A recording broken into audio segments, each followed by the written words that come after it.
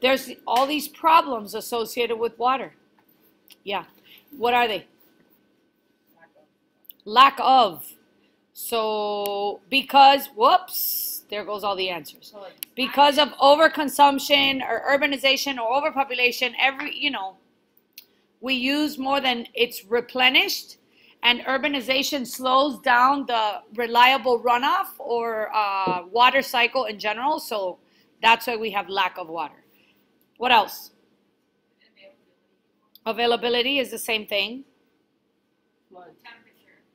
Temperature, because as temperatures rise, affects the whole water cycle, right? What else? Drought, which should be flood. Or whatever. Droughts is right here. What else? What's this? Pollution.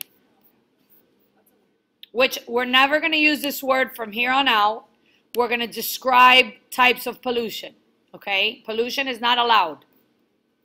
So this is kind of a review. You have reliable runoff. That's the amount of water that's going to circulate back into a large body of water and be, where do we get our water from?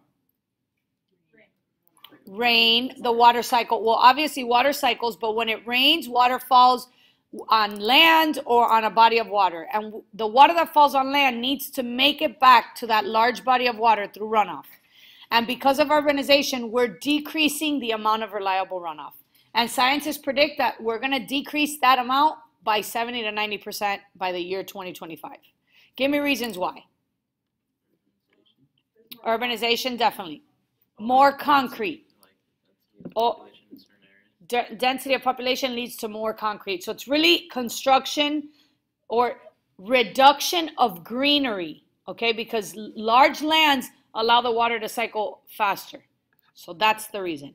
And just keep in mind that water is unevenly distributed throughout the world. And it used to be like nations would, there was kind of like a battle between nations over water. And then it went to states, and we're actually down to farmer versus city or cities. So like within a state, a city can have water and another city can't, and they're negotiating exchange of water. Does that make sense? Yeah, we know that's happening in certain states, in United States, where they're depending on other states. They have to buy their water from another state in order to supply enough water to their population, which is really scary.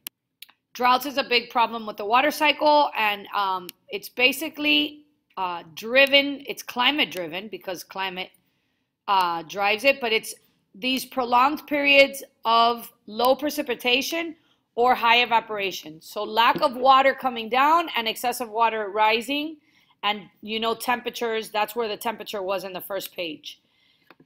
Drought affects a lot of things, and we're going to talk about these in the upcoming units. It dries out soil, and soil is responsible, or fertile, arable soil is responsible for crop growing. So it also reduces the flow of water, obviously, because there is none.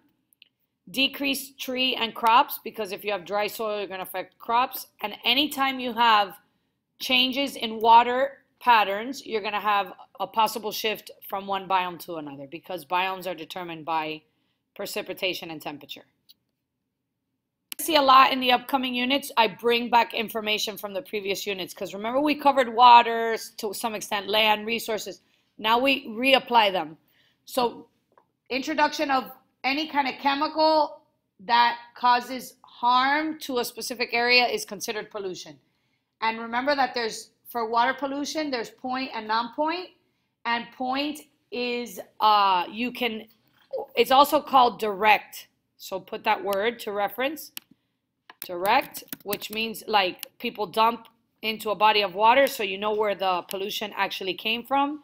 But anytime there's mixing, so the word runoff is a key here, or indirect, we call that non-point.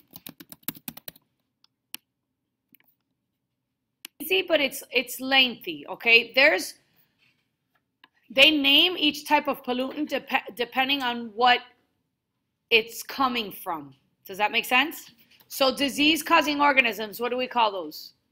that harm you, like bacteria, viruses. Parasites can be one. It starts with a P.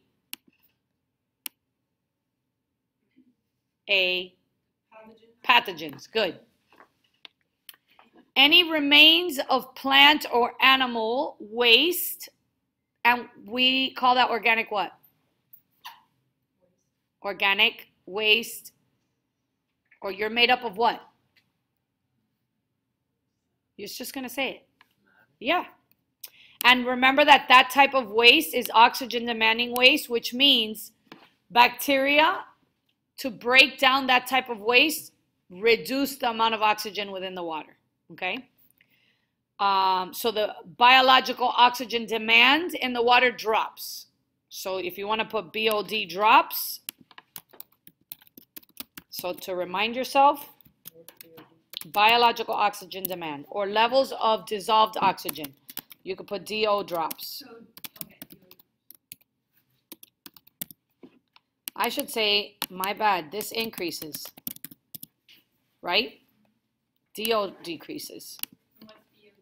Biological oxygen demand. So the demand for oxygen increases because the organism requires it in order to break down the waste.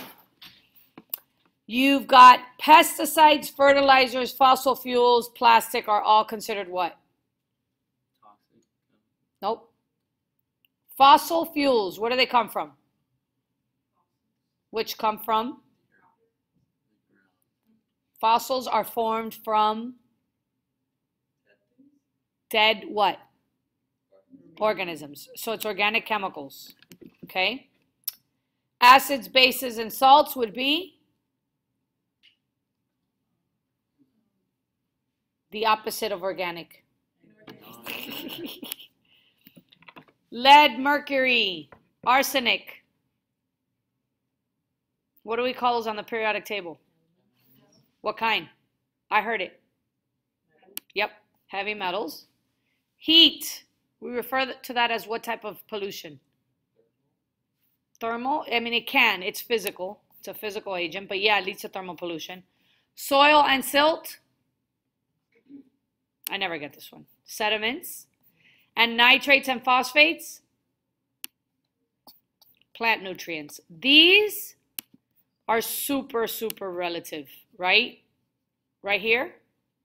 So I probably won't reference one from the other because I'm saying you have to have a remain of an organism to be organic matter, but the reality is nitrates and phosphates are parts of organic matter, so.